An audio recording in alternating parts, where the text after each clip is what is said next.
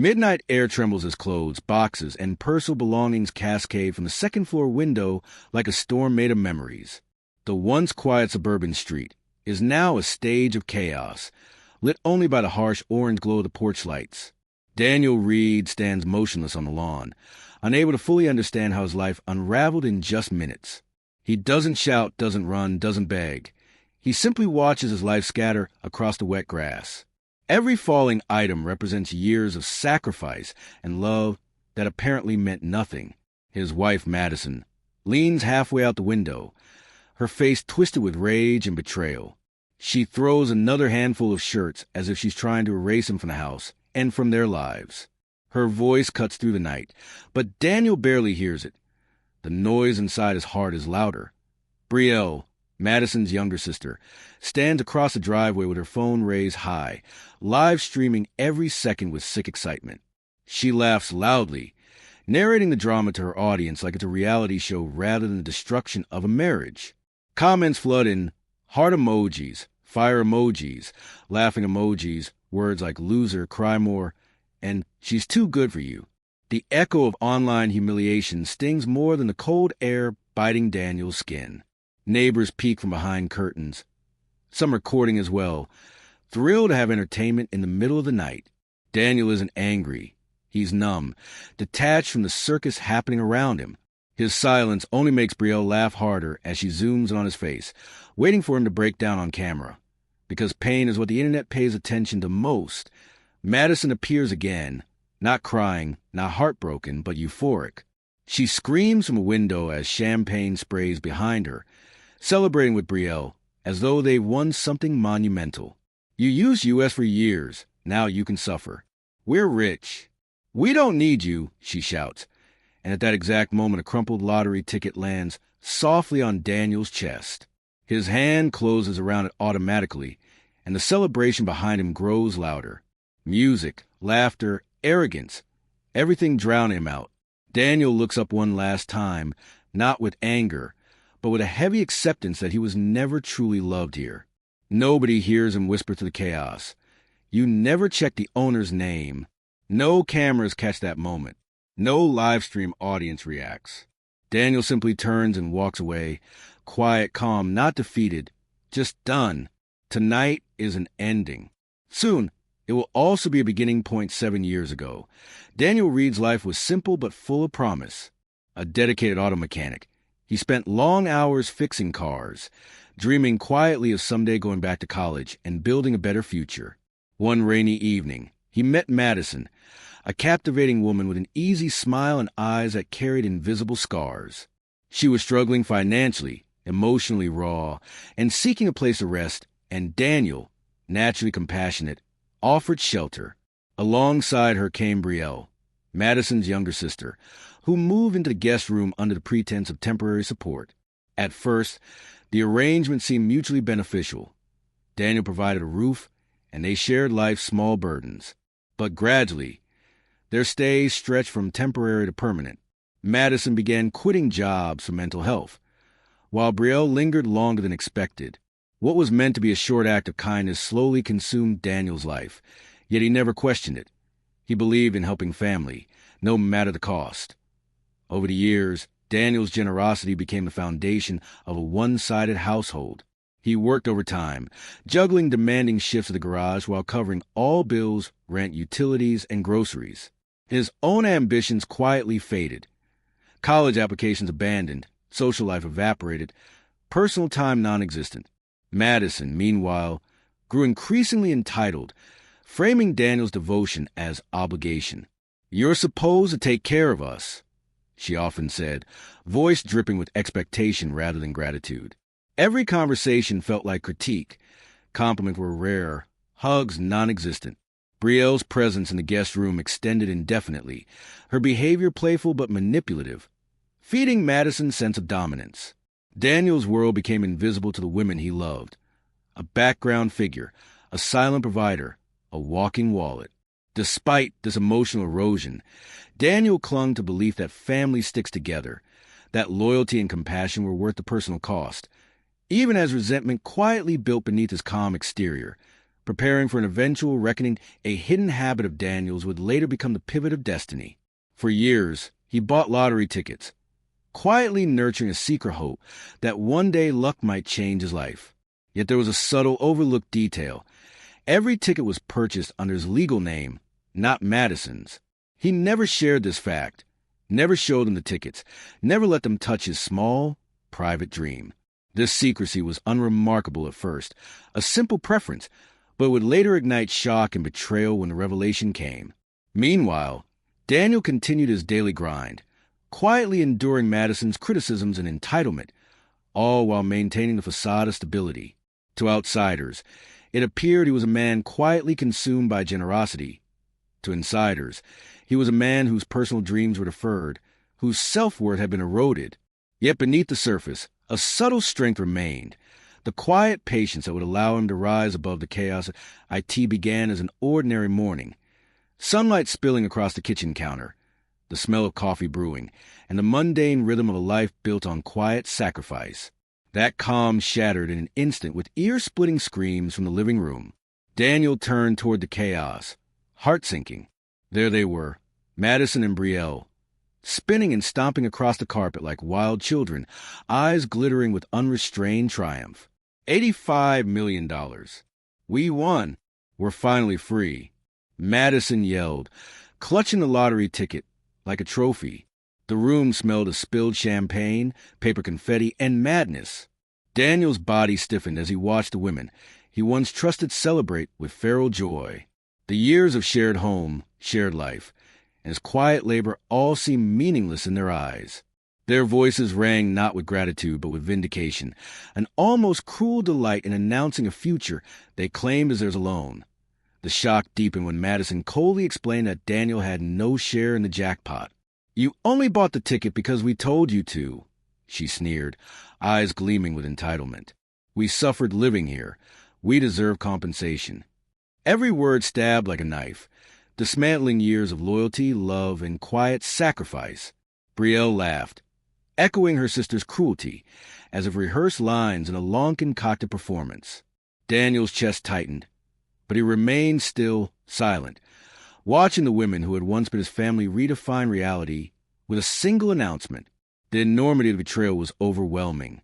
Not just the money, but the blatant erasure of his efforts, his presence, his humanity. Every shared memory, every sleepless night paying bills, every postponed dream. Suddenly it seemed worthless, replaced by greed and vindication. He felt like a ghost in his own home, unseen and unappreciated. By afternoon, the nightmare escalated. Madison filed for divorce.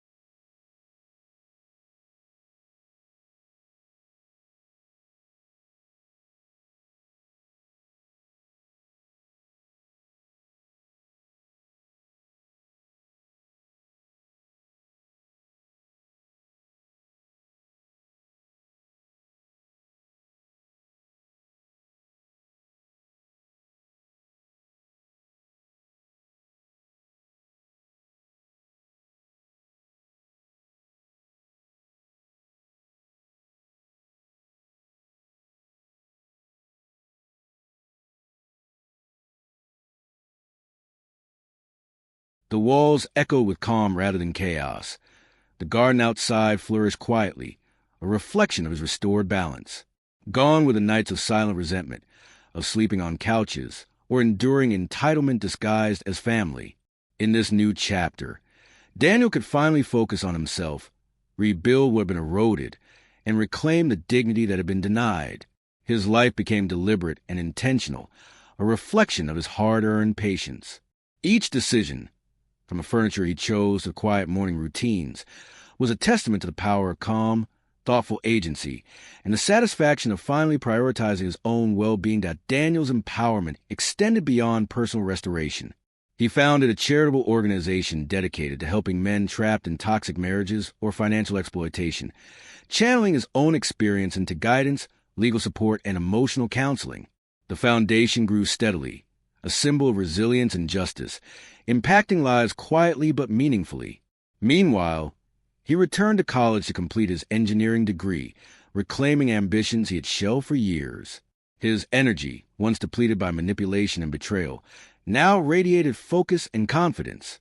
Each lecture, study session, and mentorship opportunity reinforced a man he had always been beneath the shadows of others' entitlement. Friends and supporters saw a transformation not born from wealth alone, but from integrity, patience, and strategic action. Daniel's life became a story of reclaimed agency, showing that power is not only in money but in knowledge, intention, and the courage to rebuild oneself authentically. Meanwhile, Madison's world crumbled spectacularly. The court refused any settlement, citing the legal truth of the ticket's ownership. Public sympathy evaporated as social media and news outlets turned the narrative against her. The lavish facade of entitlement became a cautionary tale. Brielle, once a partner in the scheme, abandoned her sister, blaming her for their ruin and seeking distance from humiliation. Madison was left isolated, stripped of power, and forced to confront the consequences of years spent manipulating, lying, and exploiting. The contrast between Daniel's measured triumph and Madison's downfall was stark. Where he rebuilt empowered and purposeful, she faced emptiness and public scrutiny. This resolution underscored the story's core truth. Patience, integrity, and silent perseverance yield ultimate justice, while arrogance, greed, and cruelty crumble under their own weight. Daniel's victory was not just financial. It was a reclamation of identity, dignity, and the life that was rightfully his. Months after reclaiming his life, Daniel had settled into a rhythm of quiet confidence and purposeful living. The modest home, once a refuge of calm, now held layers of memory and resilience. The walls witnessing his transformation from a man crushed by betrayal to someone who thrived on integrity and focus. One stormy evening, as rain hammered the roof and gutters sang a relentless rhythm, there came a knock on his door. The sound echoed to the otherwise peaceful house, breaking the silence that Daniel had carefully nurtured. He opened the door to see Madison standing there, drenched, hair plastered to her face, mascara streaked, a tiny, worn backpack clutched in her trembling hands. She looked smaller, diminished, stripped of the arrogance and entitlement that had once dominated her presence. Her voice, soft and tentative, barely rose above the storm. "Can I come in? I have nowhere." It was a vulnerable figure seeking mercy, not dominance. Daniel looked at her for a long, measured moment. There was no anger, no retaliation in his gaze. Only the quiet strength of someone who had endured, who had given everything and survived. His eyes reflected years of exhaustion, patience, and the emotional toll of betrayal, yet they were steady, unshaken. Madison's attempt at apology or explanation seemed irrelevant now. The weight of her actions had already played out. In that moment, Daniel embodied emotional finality. The years of manipulation, entitlement, and cruelty had left him scarred but unbroken, and the man standing before her was not the one she once knew. He had rebuilt his world, his purpose, and his dignity without needing her validation. The silence stretched, the rain pattering against the doorway a rhythmic backdrop to the culmination of a long struggle, a storm outside mirroring the turmoil she had once imposed on his life, now passive without consequence to him. Finally, Daniel spoke, his words calm, deliberate, and imbued with quiet authority. "You told me to die in a homeless shelter. I didn't. I learned to live without you."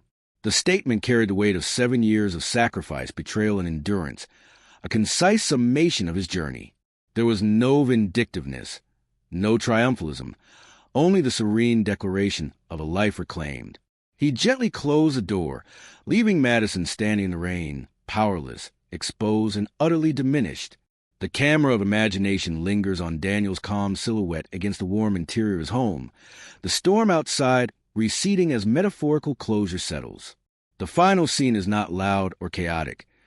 It is the silent victory of emotional resilience. Daniel's journey ends not with anger or revenge, but with peace, dignity, and empowerment, a quiet assertion that the past weight cannot define the present, and that true strength comes from surviving, thriving, and choosing serenity over fury.